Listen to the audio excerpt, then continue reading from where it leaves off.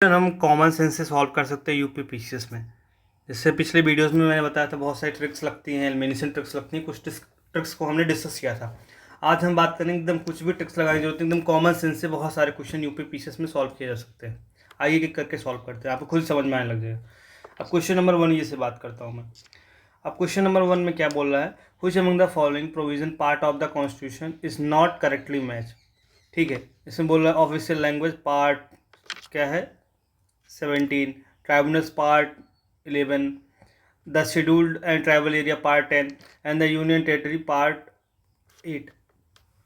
इतना common sense है हम लोग को, जब हम भी पढ़ते हैं स्टार्टिंग में, तो जैसे शेड्यूल 1 जो होता है, या फिर देखो हमें इतना एक चीज़ पता है कि जो ट्राइब्यूनल्स है ना, वो नहीं है वो चीज़, क्या कहते हैं, बोल सकते हो जैसे आर्टिकल 300 के आसपास, 330 के आसपास, 338 होता है, 330 के आसपास जो है हमें ट्राइब्यूनल्स मिलता है।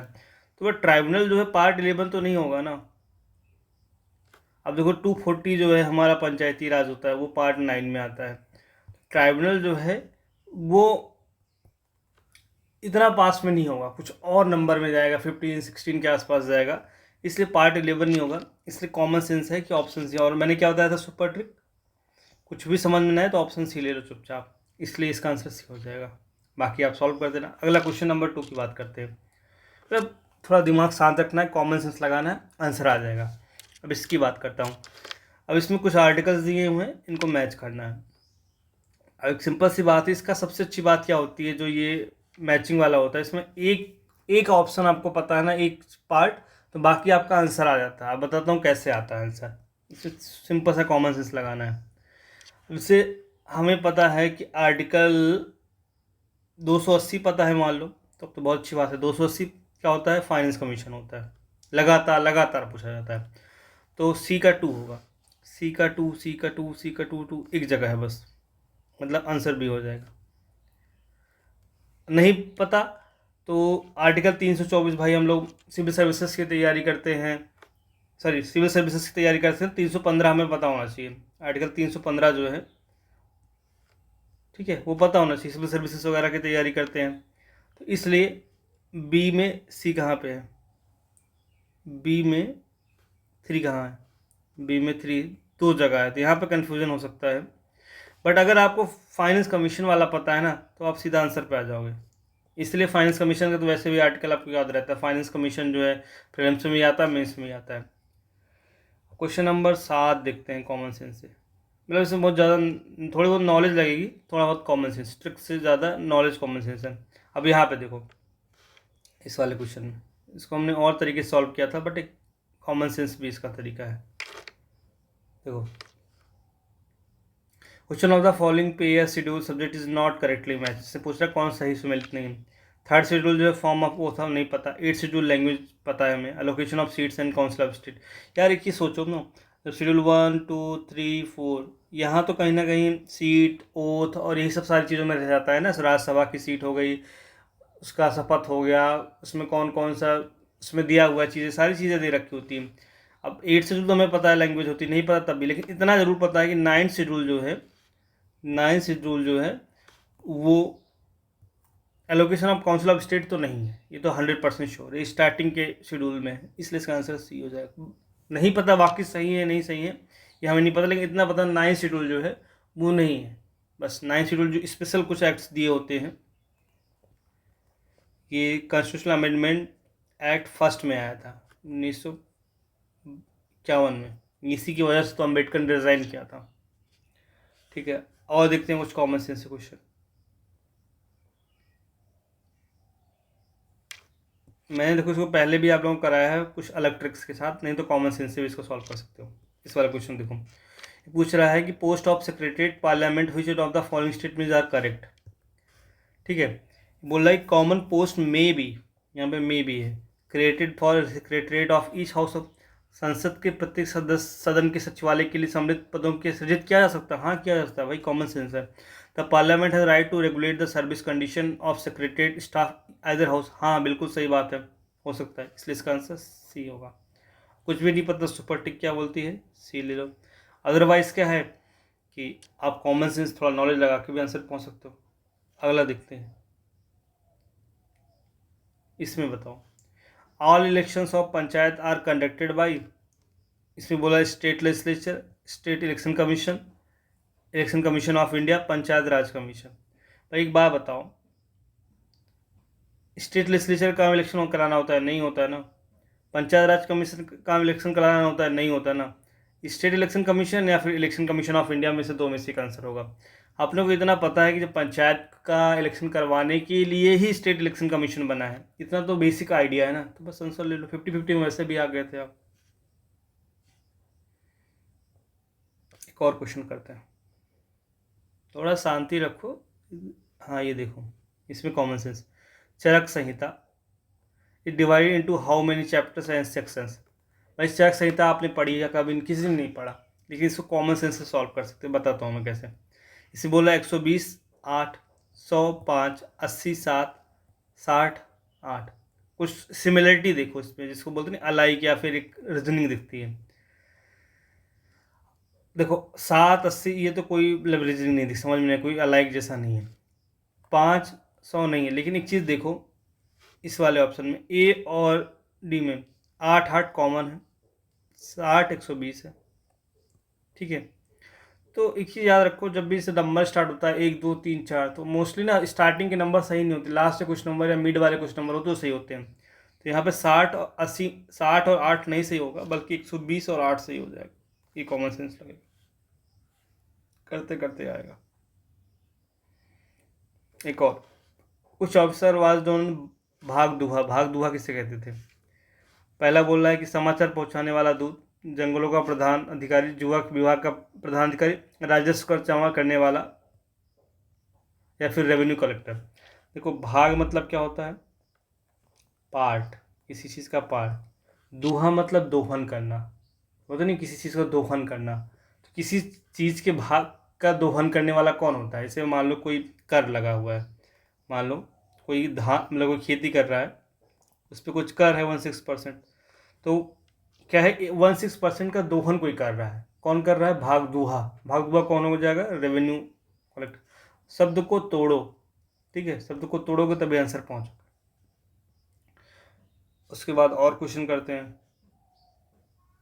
इसमें देखो, eastern boundary of the Harappa culture indicated हुई ऑफ द फॉलोइंग। पूर्वी हड़प्पा, पूर्वी सीमांत की बात कर रहा है। देखो नॉर्थ, साउथ, ईस्ट, वेस्ट।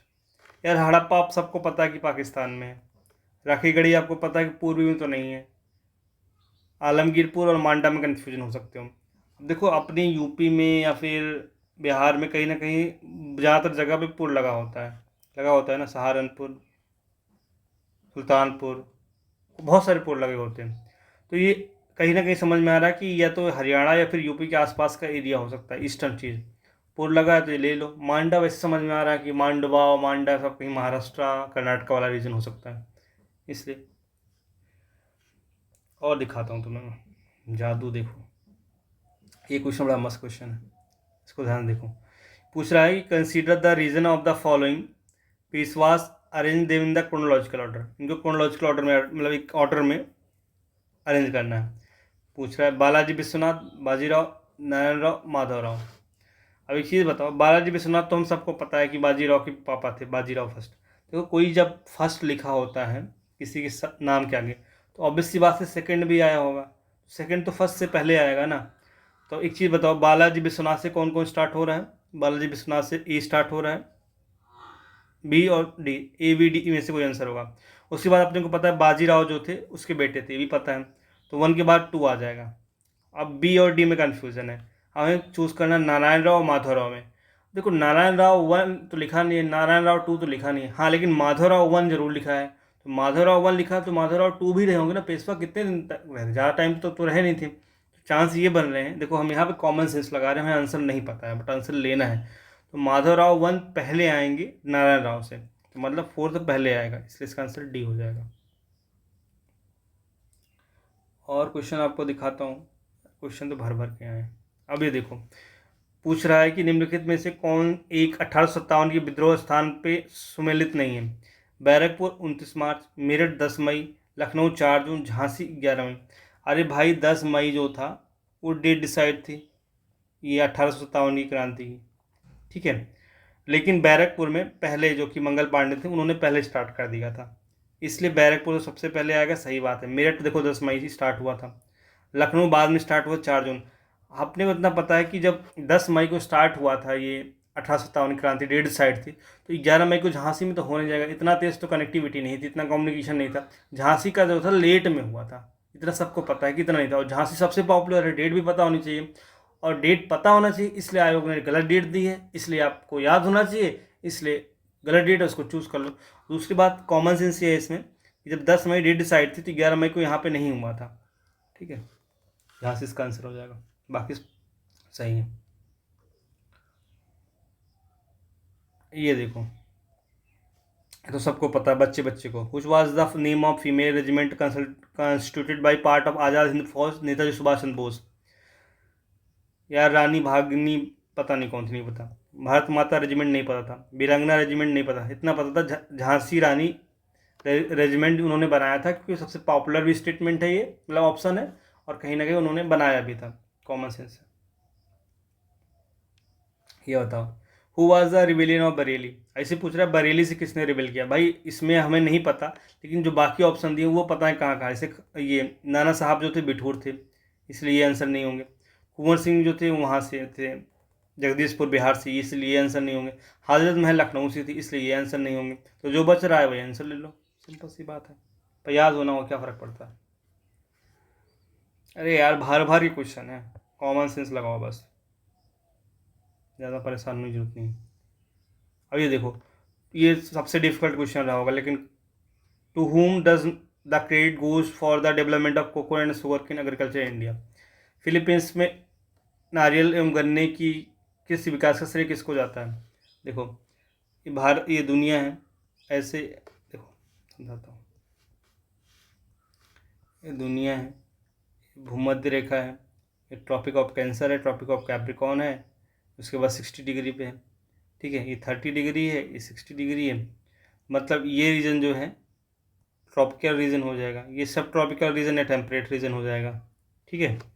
अब देखो, बोल रहा है कि एग्रीकल्चर में शुगर केन और कोकोनट कहाँ ज़्यादा होता है। भाई जहाँ थोड़ी बहुत गर्मी होगी, थोड़ी बहुत ठंडी होगी, जैसे उत्तर प्रदेश में, उत्तर प्रदेश में शुगर केन बहुत अच्छा होता है ना। तो उस टाइप का क्लाइमेट कहाँ पे मिलेगा, फ्रेंच में। फ्रांस देखो कितना ऊपर है, बहुत ऊपर है, टेम्परेट के भी ऊपर फ्रांस है। तो फ्रांस में तो शुगर केन कर पाना बहुत मुश्किल है, कोकोनट बहुत मुश्किल, गर्म जगह पे होगा ना, ये थोड़ा सा गर्म भी हो, थोड़ा सा ठंडा भी हो, ये नहीं है। ब्रिटिश का भी सेम फ्रांस जैसा है, तो ब्रिटिश भी नहीं होगा। हॉलैंडर नीदरलैंड जो है, इनका भी वहीं ऊपर है, नहीं होगा। अब देखो स्पेन और अमेरिका, अगर तुमने देखा होगा मैप, तो पुर्तगाल का मैप देखो, स्पेन का मैप देखो, ये भूमध्य सागर से सटे हुए हैं, है ना, थोड़ा सा देख पा रहे होगे, थोड़ा सा सटे हुए हैं। और अमेरिका भी देखो, तो टेम्परेट रीजन में लोग आते हैं, टेम्परेट रीजन में आते हैं, तो यहाँ पे कोकोनट भी हो सकता है, यहाँ पे नारियल हो सकता है, कोकोनट हो सकता है, प्लस शुगर केन गन्ना हो सकता है, इसलिए इसका आंसर ही होगा, थोड़ा सा कॉमन सेंस। आगे क्वेश्चन देखते हैं। हाँ ये देखो, ये पूछ रहा है कौन सा लेक जो है मैच नहीं कर रहा। बेकार रसिया में सबको पता है, बच्चे बच्चे को।